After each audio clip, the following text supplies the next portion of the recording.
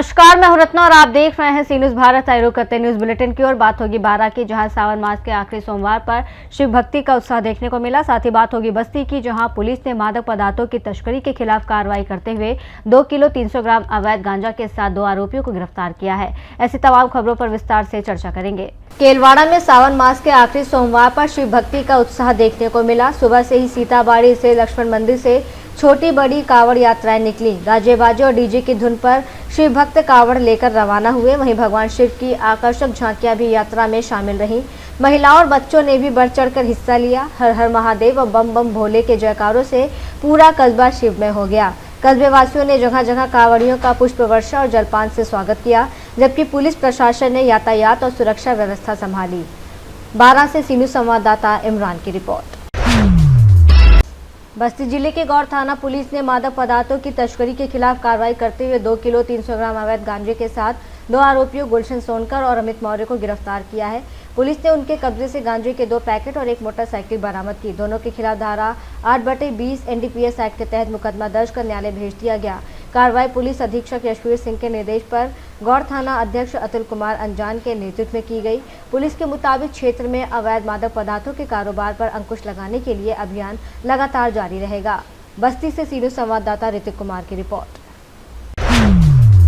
डोंबिवली के model college के विद्यार्थियों ने रक्षाबंधन पर देश की रक्षा में तैनात भारतीय जवानों के प्रति सम्मान और देशभक्ति जताते हुए अनूठी पहल की। विद्यार्थियों ने खुद तैयार की गई 1315 राखियां भारतीय सेना की 20 अलग अलग रेजिमेंट्स को भेजी। जय हिंद फाउंडेशन के सहयोग से आयोजित इस पहल का उद्देश्य सीमा पर तैनात जवानों को परिवार से दूर होने का एहसास कम कराना और उन्हें देशवासियों का स्नेह कृतज्ञता महसूस कराना था। कॉलेज के प्राचार्य, उप प्राचार्य और शिक्षकों के मार्गदर्शन में राखियों की पैकिंग से लेकर डाक के जरिए जवानों तक पहुंचाने की पूरी व्यवस्था की गई। विद्यार्थियों की इस पहल ने जवानों के प्रति सम्मान, भाईचारे और देशभक्ति का भावपूर्ण संदेश दिया। जय महाराष्ट्र। मी वर्गीस डॅनियल, केरली समाज डोंबिवली चेयरमैन। 76 साल से केरल का एक समाजम, एशिया का सबसे बड़ा समाजम डोंबिवली में है। ये समाज के अंडर में 3 हाई स्कूल हैं, एक कॉलेज है। करीब 14,000 स्टूडेंट्स हमारे स्कूल कॉलेज में पढ़ते। करीब 550 स्टाफ भी है। हमारे स्कूल में नर्सरी से शुरू होकर 10वी पर्यंत है। त्याच्यानंतर कॉलेजमध्ये junior college, degree college, self finance course, PhD पर्यंत आमच्या कॉलेजमध्ये है। हर वर्ष में 400 450 स्टूडेंट्स को कैंपस सिलेक्शन में से नौकरी भी मिल रहे हैं। 20 से 25 कॉलेज लोग हमारे कॉलेज में रिक्रूट करने के लिए आ रहे। ये 3 साल से कंटिन्यूस राखी बेचने का काम हमारे मॉडल कॉलेज कर रहे हैं। जैसे का अलग अलग जगह पे सोल्जर लोग काम कर रहे हैं, उनका उधर मोबाइल का प्रॉब्लम है, नेटवर्क नहीं है, इंटरनेट नहीं है। एक बार घर से जाके सर्विस में घुसने के बाद में हफ्ते में एक बार ऐसा कुछ उनको घर पे कांटेक्ट हो सकते हैं। उनके लिए, उनका बहन का याद होने के लिए हमारा कॉलेज का बच्चे लोग ने 3 साल का पहले 1000 के ऊपर राखी भेजा था। गए साल में 1050 भेजा था। ये साल में उससे भी बढ़कर 1315 पर्यंत राखी सोल्जर लोग को भेजा होगा। ये राखी जय हिंद फाउंडेशन के थ्रू से हम लोग उनको भेजते हैं। एक कवरिंग लेटर भी उसके साथ में भेज रहे हैं। ये कवरिंग लेटर राखी मिलने के बाद में सैटिस्फैक्शन के हिसाब से सोल्जर हमको रिटर्न एक लेटर भेजा है। एक कम्युनिकेशन, एक आनंद का दिन है। सोल्जर लोग को अपना देश सुरक्षा के लिए बॉर्डर में खड़ा रहेगा, तो अपना वहाँ का लेटर राखी मिलने के बाद में थोड़ा दिन के लिए टेंशन में भी मन शांति, सैटिस्फैक्शन हो जाए। और उसके बाद में भी जनवरी 26 को मुंबई में परेड के लिए हमारे कुछ कॉलेज के स्टूडेंट भी उसमें अटेंड हो रहे। देश के अच्छा काम के लिए हम लोग कायम का ऐसे ही सोशल काम करने के लिए हमेशा देश के साथ में रहता है। जय हिंद, जय महाराष्ट्र, धन्यवाद। डोंबिवली से सी न्यूज़ संवाददाता दीपक मौर्य की रिपोर्ट। इंदौर लोहाना समाज द्वारा कोरोना काल में दिवंगत हुए समाजजनों की आत्मा की शांति, सद्गति और मोक्ष की कामना को लेकर साउथ टूकोगंज स्थित श्री पंजाब अरुण वंशी कन्वेंशन हॉल में 7 दिवसीय संगीतमय श्रीमद् भागवत कथा का आयोजन किया जा रहा है। 21 से 27 अगस्त तक चलने वाले कथा में व्यास भाई श्री नरेश भाई राजपूत ने नृसिंह अवतार भक्त प्रहलाद की अटूट भक्ति और धर्म की विजय का भावपूर्ण वर्णन किया, जिसे सुनकर श्रद्धालु भाव विभोर हो उठे। भजन और हरिनाम संकीर्तन से कथा पंडाल भक्ति में बना रहा। आयोजन में बड़ी संख्या में समाज बंधु और महिलाएं शामिल हुई, जबकि लोहाना समाज की विभिन्न संस्थाओं और परिवारों का सहयोग मिल रहा है। आयोजकों के अनुसार कथा सप्ताह के दौरान प्रतिदिन धार्मिक और आध्यात्मिक कार्यक्रम भी आयोजित किए जा रहे हैं। आयोजन है, इसको लेके क्या कहना है कि इसके मुखारबिंद से कथा हो रही है, क्या कहना चाहेंगे? ये नरेश भाई राजगुरु के मुखारबिंद से कथा का रस मिल रहा है हम लोगों को। बॉम्बे से आए हुए हैं और ये भागवत कथा कराने का मेन उद्देश्य इंदौर लोहाना समाज ने प्रण लिया कि कोरोना काल में जो हमारे समाज से इष्ट मित्र जो भी दिवंगत हुए उनके मोक्षार्थ समाज ने बेड़ा उठाया। इसमें समाज के सभी ग्रुपों ने बढ़ चढ़ के हिस्सा लिया और सब ने एकजुटता होके समाज का इतना सुंदर आयोजन कर रहा है और मेन पर्पस समाज को एकजुट करना है। इस आयोजन का समय क्या रहता है, कितनी बजे से कितनी बजे तक? इस समय समाज का यह प्रोग्राम जो हो रहा है उसका सवेरे 10:30 से 1 बजे तक रहता है, फिर शाम को 4:30 बजे से लगभग 7 बजे तक रहता है। आपका परिचय दीजिए। मेरा मितेश गणात्रा, पद आपका? समाज में ज्वाइंट सेक्रेटरी। आयोजन और क्या संदेश है इसके बारे में? ये आयोजन 21 तारीख से 27 तारीख अगस्त का है और ये आयोजन ऐसा है, भक्तिमय आयोजन है। यहाँ लोग आके अपने दिमाग में जो भी है टेंशन, जो भी आदि व्याधि उपाधि जो है उसको यहाँ छोड़ के जाते हैं। एकदम हमारे गुजराती में बोलते हैं हलवा फूल जैसे हल्के होके जाते हैं। बस यहाँ की महिमा यही है कि यहाँ आओगे तो पाओगे। महाराष्ट्र का सानिध्य मिल रहा है, क्या कहना चाहेंगे महाराष्ट्र के सानिध्य में हम इतने झूमते हैं, मतलब सब अपना भूल भाल के अपनी मस्ती में भगवानमय भक्ति में हो जाते हैं, सब भक्ति रस में तरबोल हो जाते हैं सब और अपने आप को भूल के श्री कृष्ण में लीन हो जाते जैसे वैसे। बड़ा भक्ति में माहौल और पूरा समाज यहाँ पर जी पूरा समाज यहाँ हमारा लोहाना समाज के अलावा गुजराती लोग भी आ रहे हैं। हमने सबको इनवाइट किया है तो सब आ रहे हैं और जो एक बार आया है वो रोज आ रहे हैं। इस कथा को कराने का उद्देश्य क्या है, क्या मन में भाव आया? बस यही कथा करने का उद्देश्य यही है कि सब एक दूसरे जुड़े और ज्यादा से ज्यादा लोग आए और अपना जो भी है समय का दान देके और यहाँ से भक्ति का आनंद ले और सब अच्छे से फले फूले, भगवान से आशीर्वाद लिए। आपका परिचय दीजिए। मैं नैना गणात्रा और मैं सखीरुन में हूँ। बस ये आयोजन हो रहा है, बहुत अच्छा पवित्र उद्देश्य, इसके पीछे क्या कहना चाहेंगे इस आयोजन? जितना अद्भुत संदेश ये भागवत कथा जो कर रहे हैं महाराज, इतने एडिटिंग उनकी इतनी सुंदर है कि हर एक संवाद को इतना स्पष्ट रूप से हर छोटे से बड़े के कान तक पहुंच के वो अंदर उतर जाता है। लोग भाव भंगिमा से खुश होके मुक्त मन से आनंद से उछलते कूद रहे और इनका जो बोलने का और जो समझाने का जो तरीका है वो सब अपने शरीर में अपने मन में उतार रहे हैं। उसके ही परिणाम से इतनी सब में शक्ति बढ़ रही है। आपका नाम और पद बताइए। मैं निशित मगन भाई सोन छात्रा, मैं भूतपूर्व ज्वाइंट सेक्रेटरी था समाज में। बाल काले करे हैं मगर 73 हो रहा हूँ। इंदौर से सी न्यूज़ संवाददाता राकेश रायकवार की रिपोर्ट। श्रीनगर में बीती रात चोरों ने एक घर को निशाना बनाकर संदूक में रखी नकदी और सोने चांदी के आभूषण चोरी कर लिए। सुबह नींद खुलने पर परिवार को घटना की जानकारी हुई तो घर का सामान अस्त व्यस्त और संदूक खुला मिला। चोरी का पता चलते ही परिजनों में हड़कंप मच गया। पीड़ित परिवार ने पुलिस से शिकायत कर चोरों की गिरफ्तारी और चोरी किया गया सामान बरामद करने की मांग की है। वहीं पीड़ित ने पुलिस अधीक्षक को प्रार्थना पत्र देकर मामले का जल्द खुलासा करने की गुहार लगाई है। क्या नाम है आपका? कहाँ के रहने वाले हैं आप? शिवनगर। अच्छा, क्या मामला लेकर आए हैं आप? हम यहाँ हमारे घर चोरी हो गई रात में 23 तारीख को। हम शिकायत पत्र लेने के आए हैं। हमारे कुछ 3 लाख रुपए नकदी और चीज़ें वगैरह चली गई हमारी। हम चाहते हैं कि चोर जल्दी से जल्दी पकड़ा जाए और हमारे लिए तो सामान मिल जाए। एप्लीकेशन देने आए थे, हम दे चुके हैं। अच्छा, किसी पे शक है आपको? अभी कोई शक नहीं है। जब चोरी हुई थी, जब आप लोग कहाँ थे? घर पे ही थे, बाहर सो रहे थे इसी बगल वाले कमरे में।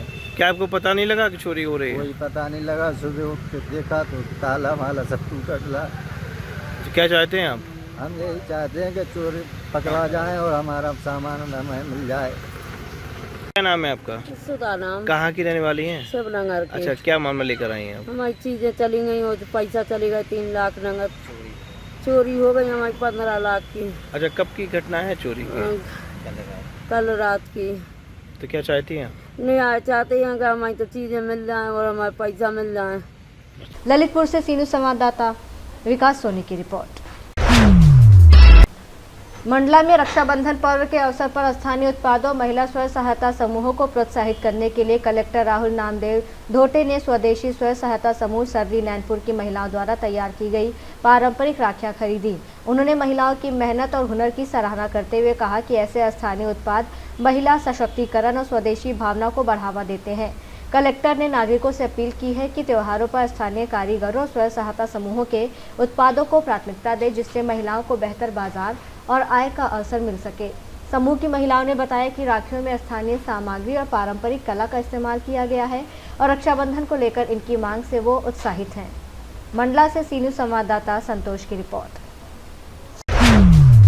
मुंबई गोवा राष्ट्रीय राजमार्ग पर खेड़ की कशेड़ी सुरंग में लगातार बारिश के चलते छत से पानी रिसने लगा है। सड़क पर जमा पानी में वाहनों से निकला ऑयल मिल जाने के कारण सड़क बेहद फिसलन भरी हो गई है, जिससे खासकर 2 पहिया और छोटे वाहनों के दुर्घटनाग्रस्त होने का खतरा बढ़ गया है।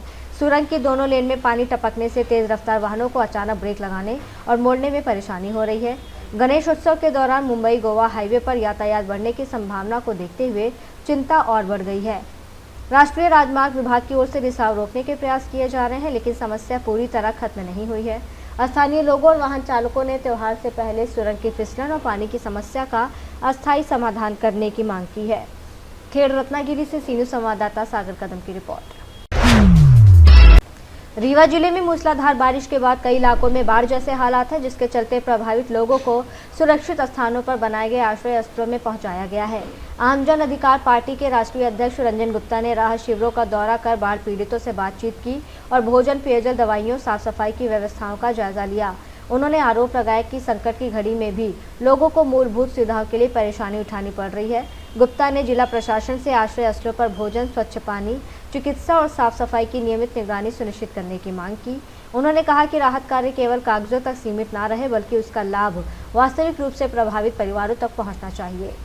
अभी आप शेल्टर होम में गए हुए थे, वहाँ पे क्या व्यवस्थाएं देखी आपने, इस पर क्या करना चाहेंगे? देखिए, जब से रीवा में बाढ़ आई है, लगातार आम जन अधिकार पार्टी के द्वारा लोगों की समस्याओं को जानने, उनको प्रॉपर भोजन मिल रहा है कि नहीं मिल रहा, पानी की व्यवस्था है कि नहीं, उनके रहने की सही व्यवस्था है कि वहाँ पे नहीं है, इसके जानने के लिए लगातार पदाधिकारियों के द्वारा भ्रमण किया जा रहा है।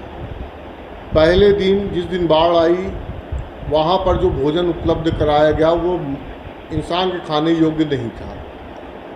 कच्ची दाल, कच्ची सब्जी, कच्ची खिचड़ी लोगों को बांटी जा रही थी। जब हम लोग के द्वारा आवाज़ उठाई गई, सम्माननीय कलेक्टर साहब, सम्माननीय कमिश्नर महोदय के समक्ष जब ये बात रखी गई, तो उस दिन से भोजन में कुछ सुधार हुआ। कई जगह के शेल्टर होम में टैंकर आपने रखवा दिए, पानी खत्म है, कोई बोलने वाला नहीं है। और आज की स्थिति ये है कि अभी तक जब तक मुख्यमंत्री महोदय के आगमन की सूचना नहीं हुई थी, तब तक शेल्टर होम से लोगों को ज़बरदस्ती हटाया जा रहा था कि आप लोग अपने घर में जाइए, यहाँ पे अब आप नहीं रह सकते हैं, इस शेल्टर होम को खाली कीजिए। जबकि वास्तव में बाढ़ को अभी पानी उतरे हुए 2 से 3 दिन हुआ है।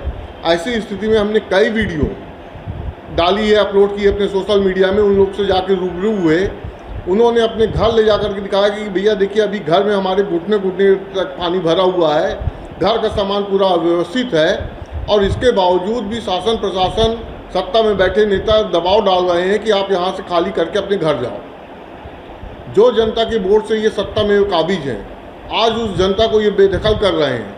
आने वाले समय में यही जनता इनको सत्ता से बेदखल करेगी, और ये बाढ़ का कारण ही इनके सत्ता से बेदखली का मुख्य कारण होगा।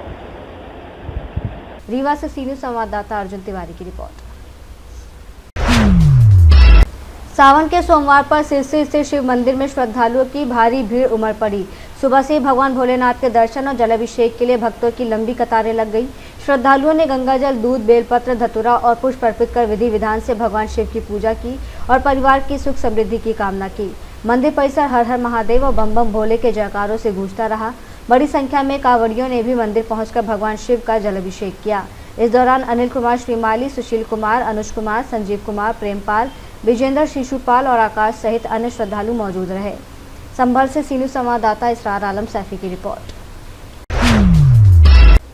सावन महीने के अंतिम सोमवार को ग्राम मोहम्मदपुर टांडा के शिव भक्त हरिद्वार से डाक कावड़ लेकर पहुंचे और शिव मंदिर में भगवान भोलेनाथ का जलाभिषेक किया। पिछले 5 सालों से लगातार गांव के श्रद्धालु डाक कावड़ ला रहे हैं और सावन के प्रत्येक सोमवार को मंदिर में जल चढ़ाते हैं। हालांकि इस बार भी गांव के मुख्य रास्ते और शिव मंदिर तक जाने वाले मार्ग पर जलभराव, कीचड़ की समस्या बनी रही, जिससे कांवड़ियों और श्रद्धालुओं को काफ़ी परेशानी का सामना करना पड़ा। भक्तों ने नाराजगी जताते हुए कहा कि शासन प्रशासन की ओर से व्यवस्थाओं को लेकर दावे तो किए जाते हैं, लेकिन ज़मीनी स्तर पर स्थिति अब भी जस की तस बनी हुई है। श्रद्धालुओं ने मार्ग की समस्या का जल्द समाधान कराने की मांग की है। इस अवसर पर विजय शर्मा, पूर्व जिलाध्यक्ष कांग्रेस, दीपांशु शर्मा, हर्षित शर्मा, नरेंद्र शर्मा सहित ग्रामवासी मौजूद रहे। संभल से सीनियर संवाददाता इसरार आलम सैफी की रिपोर्ट। शिवपुरी की सिद्धेश्वर कॉलोनी स्थित नर्मदेश्वर और बाबा महाकाल मंदिर से जुड़े श्रद्धालुओं ने भव्य कांवड़ यात्रा का आयोजन किया। वार्षिक आयोजन के दूसरे वर्ष में बड़ी संख्या में महिला और पुरुष श्रद्धालु शामिल हुए। यात्रा की शुरुआत बाण गंगा धाम से पवित्र जल भरकर हुई, जिसके बाद कांवड़िए विभिन्न मार्गों से होते हुए सिद्धेश्वर कॉलोनी पहुंचे और मंदिर में विधि विधान से भगवान भोलेनाथ का जलाभिषेक किया। आयोजक वैभव कबीर कुक्कू ने बताया कि मंदिर की स्थापना उनकी पूजनीय माता स्वर्गीय विद्या देवी की स्मृति में की गई थी, जहां वर्ष भर धार्मिक और सांस्कृतिक आयोजन होते हैं। यात्रा के दौरान जय श्री महाकाल और हर हर महादेव के जयकारों से पूरा क्षेत्र भक्तिमय हो गया। श्रद्धालुओं ने भगवान शिव से सुख समृद्धि और परिवार की मंगल कामना की। क्या नाम है दीदी आपका? मेरा नाम आशा है, मैं गुना से आई हूँ। क्या किस तरह का प्रोग्राम आज रखा गया? आज हमने हमारे महाकाल बाबा के अभिषेक का कार्यक्रम रखा है। बाण गंगा से हम जल को भरेंगे और नर्मदेश्वर महादेव का मंदिर जो सिद्धेश्वर कॉलोनी में, उसमें हम विगत कितने वर्षों से आप करते चले आ रहे हो? काफी टाइम हो चुका है, हमें कम से कम 5 से 7 साल और ज्यादा। इसके बाद आप कुछ है ना, और इसके बाद क्या प्रोग्राम रखा जाता है? इसके बाद हमारे यहाँ भजन कीर्तन का कार्यक्रम तो आए दिन चलता ही रहता है। इसके अलावा हम गणेश जी का मतलब स्थापना रखते हैं, माता जी का रखते हैं और निरंतर कार्यक्रम तो होते ही रहते हैं हमारे मंदिर। अब ये दोबारा आप ये जल भर के कहाँ पर इसको चढ़ाएंगे? हम सिद्धेश्वर कॉलोनी में नर्मदेश्वर मंदिर जो हमारे घर पर स्थापित है, वहाँ पर हम इसको अभिषेक करेंगे। तो आप कहाँ गुना से आई हैं? जी हाँ, मैं गुना से। इसी कार्यक्रम? जी हाँ, इसी कार्यक्रम के लिए आई। बहुत बहुत धन्यवाद। जय हिंद, जय भारत। जी जय। मेरा नाम भैया वैभव कबीर है और ये कुक्कू भैया के नाम से लोग जानते हैं। अच्छा, ये क्या कुछ कार्यक्रम आपके द्वारा करवाया? हमारे मंदिर, हमारा सिद्धेश्वर कॉलोनी में बाबा महाकाल का मंदिर है, नर्मदेश्वर बाबा महाकाल के नाम से, और हम सभी भक्तगण बाबा महाकाल की सेना ने आज कावड़ यात्रा का कार्यक्रम रखा था, जो हम हर साल रखते हैं। ये हमारा दूसरा कार्यक्रम है। अच्छा, दूसरा क्या कुछ गतिविधियां रहती हैं और क्या कुछ आगे आप कार्यक्रम करवाते आप? ये हमारे निरंतर कार्यक्रम चलते हैं। हमारी, मैं आपको बता दूं, हमारी माता जी श्रीमती विद्या देवी जी की स्मृति में सिद्धेश्वर कॉलोनी में नर्मदेश्वर बाबा महाकाल के मंदिर की स्थापना की गई थी, जिसमें निरंतर हमेशा हर कार्यक्रम चलते रहते हैं, जिसमें गणेश जी की स्थापना हो या नवरात्रों का कार्यक्रम हो, जागरण हो और कांवड़ यात्रा हो, सभी कार्यक्रम उसमें चलते रहते हैं। जल आपने कहाँ से उठाया? हमने जल बाणगंगा से उठाया। बाणगंगा पावन स्तर है, यहाँ से हम जल की कांवड़ भर के ले जाएंगे और बाबा महाकाल का आचमन करेंगे। शिवपुरी से सीनियर संवाददाता ऋषि गोस्वामी की रिपोर्ट। बुलेटिन में फिलहाल इतना ही। देश और दुनिया की तमाम बड़ी खबरों के लिए देखते रहिए सी न्यूज़ भारत।